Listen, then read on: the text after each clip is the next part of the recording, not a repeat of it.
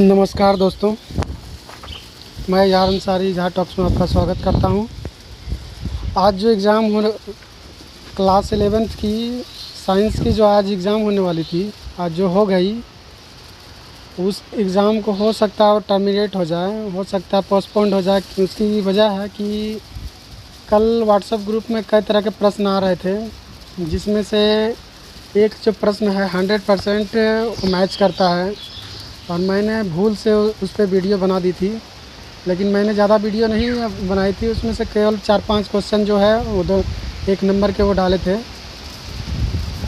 तो इस तरह की जो परिस्थितियाँ आ रही देश में, जिसकी वजह से जो स्टूडेंट्स हैं उसका जो मेहनत है वो बेकार हो जा रहा है। जो मेहनत कर रहे हैं स्टूडेंट्स, उसकी मेहनत पे एक तरह से पानी फिर रहा है। और एग्ज़ाम जो है झारखंड एकेडमिक काउंसिल जो जिस तरह से एग्ज़ाम ले रही है, और इस बार पहली बार इस तरह के इतिहास में देखा जा रहा है झारखंड के कि जो भी एग्ज़ाम हो रहे हैं उस एग्ज़ाम में हर बार कुछ ना कुछ पेपर लीकेज की समस्या आ रही है। और ये पहली बार देखी गई है इन 20-22 सालों में झारखंड में कि इतने बड़े पैमाने पर पेपर लीकेज की समस्या आ रही है।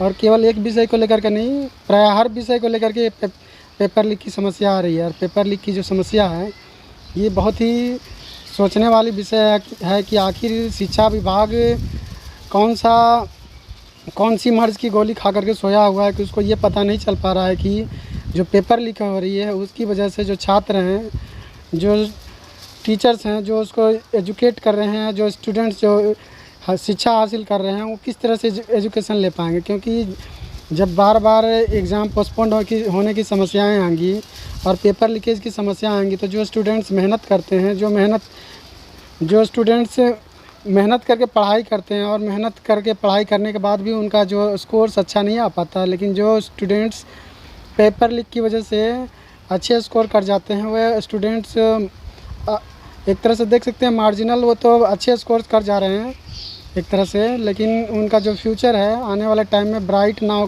के ब्लैक हो जाएगा।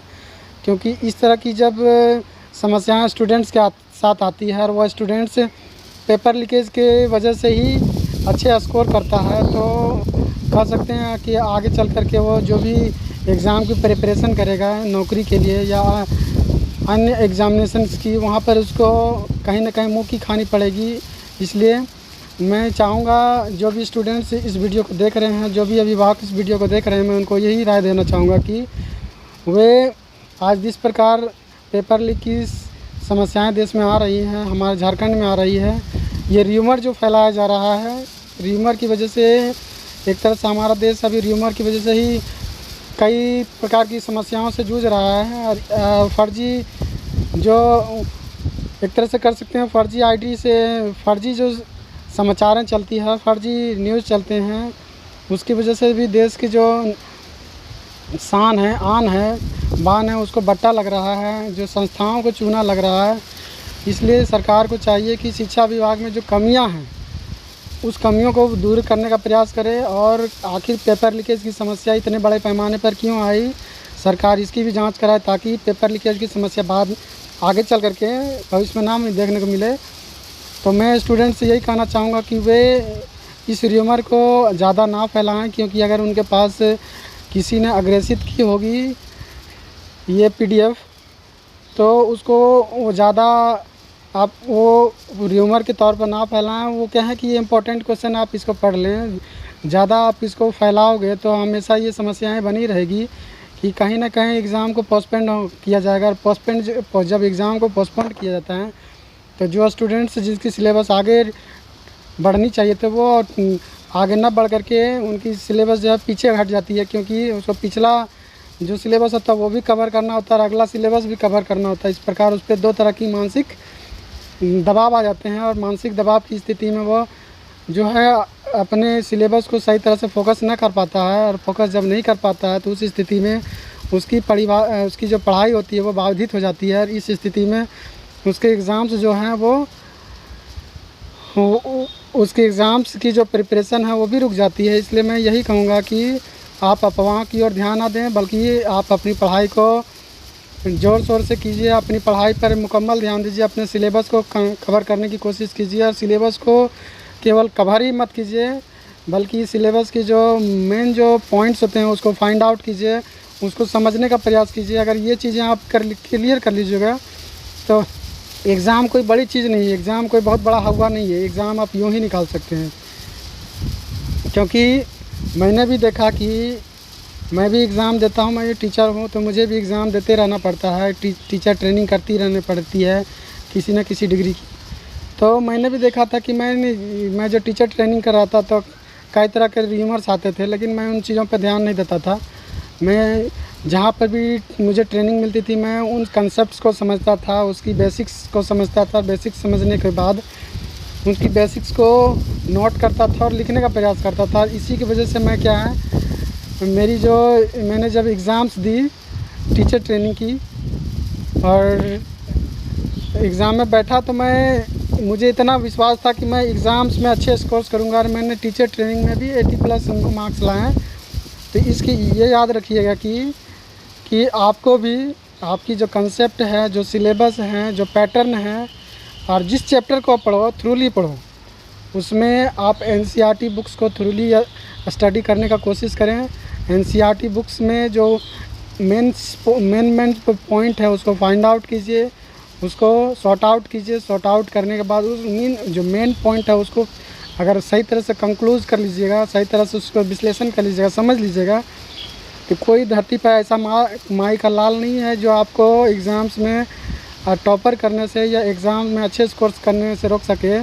तो आप चाहे IIT का एग्ज़ाम्स निकालना हो, मेंस का निकालना हो, प्रीलिम्स का निकालना हो, जी का निकालना हो, जी नीट का निकालना हो, तो जिसके भी एग्ज़ाम्स की तैयारी करनी है आपको NCERT जो बुक्स होती है थ्रूली पढ़नी होगी। और आज के स्टूडेंट्स में ये देखा जाता है कि स्टूडेंट्स बुक को थ्रूली ना पढ़ के केवल क्या खाना पूर्ति करते हैं। तो खाना पूर्ति करने से आपकी सिलेबस कवर नहीं हो गया, आप एग्ज़ाम्स में भले पास कर जाओ लेकिन आपके पास नॉलेज के नाम पे सिवाय लड्डू रहेगा, जीरो रहेगा। और उस जीरो के बदौलत आप ज़िंदगी में भी जीरो हो जाएंगे। यदि आपको हीरो बनना है तो आपको पढ़ाई को 100% फोकस करना पड़ेगा। 100% फोकस करने के लिए सबसे पहले आपको पढ़ना कैसे है और किस चीज़ को टॉपिक को पढ़ना है ये क्लियर करना पड़ेगा।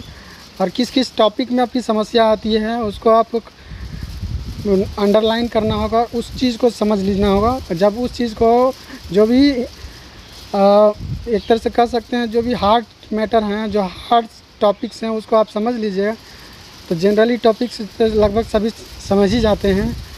इसलिए आपको र्यूमर्स पर ना जाना है। अभी देख सकते हैं कि लगातार क्लास 10th हो, 12th हो, 11th हो, इसमें लगातार ये बार व्हाट्सएप पे या सोशल मीडिया पे ये सर्कुलेट होता था कि क्वेश्चंस का जो पैटर्न है वो लीक हो गई। ये मानता हूँ कि लीक हो सकती है कि मैं भी जब 2005-06 में 12th में पढ़ता था, 12th की एग्ज़ाम दे रहा था, तो उस समय भी जब इस सोशल मीडिया का दौर नहीं था लेकिन मैंने उस समय भी देखा था कि उस समय भी ये समस्याएं आती थी और आज भी आती हैं। आज ज़्यादा आने की समस्याएं वजह ये है कि आज हर किसी के हाथ में मोबाइल है। जो भी चीज़ किसी के पास कहीं से भी कुछ आता है वो क्या किसी न किसी को फ्रेंड सर्किल में या दोस्तों के सर्किल में या क्लासमेट्स में वो सर्कुलेट करता है। सर्कुलेट होने के बाद वो बड़े पैमाने पर वो फॉरवर्ड होता है। फॉरवर्ड होने के बाद ये समस्याएं आती है कि कहीं ना कहीं एग्ज़ाम को ये कह दिया जाता है कि एग्ज़ाम आपका निराधार हो गया, आपका एग्ज़ाम कैंसिल होने की नौबत आ गई। तो ये तो हो रही है इसमें सरासर गलती सरकार की है और सरकार के जो विभाग हैं वो अधिकारी हैं उसकी हैं। क्योंकि अगर BRC को पेपर पहुंचता है, क्वेश्चंस जो पेपर होता है BRC में पहुंचता है, तो BRC से उसके जो पदाधिकारी होते हैं BEO, तो उनके संरक्षण में ये चीज़ होता है। तो वहाँ से पेपर फिर लीकेज की समस्या क्यों आती है?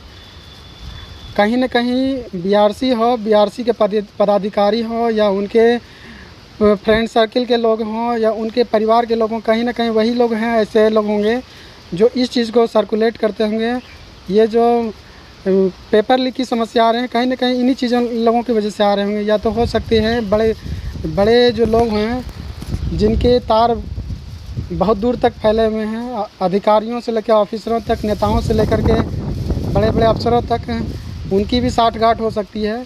इसलिए आप इन र्यूमर पर ध्यान ना दें, अपनी पढ़ाई को ध्यान दीजिए, क्योंकि आप र्यूमर पे अगर ध्यान दीजिएंगे, जो अफवाह फैलाई जा रही है उस पर ध्यान दीजिएगा, तो अफवाह की वजह से आपकी जो एजुकेशन वो प्रभावित होगी। आप एजुकेशन अगर आपकी प्रभावित होती है तो जो एजुकेशन जो टाइम बीत जाएगा वो टाइम फिर वापस नहीं आ पाएगा। इसलिए टाइम को मैनेज करना सीखिए, अफवाहों पे ध्यान देना बंद कीजिए और अपने पढ़ाई को ट्रूली मन से और खुलकर करने का प्रयास कीजिए। धन्यवाद।